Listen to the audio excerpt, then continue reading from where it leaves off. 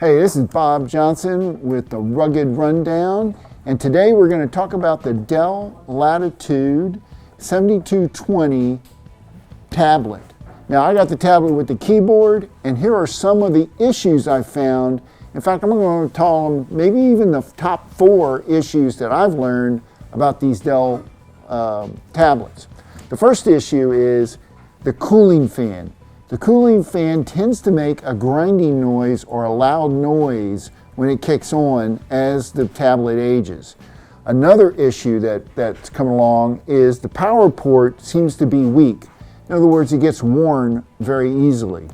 And the third issue, that's the most irritating to me, is the screen. The screen scratches and gets smudges, mostly scratches and smudges easily. So be careful with the screen.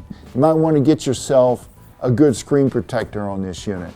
And lastly, and I've said this before when doing comparisons with this tablet, it is the heaviest in its class for this style tablet. So it's the heavier if you compare the ToughPad to the Dell Latitude tablet to the Getac tablet, this will be your heaviest option.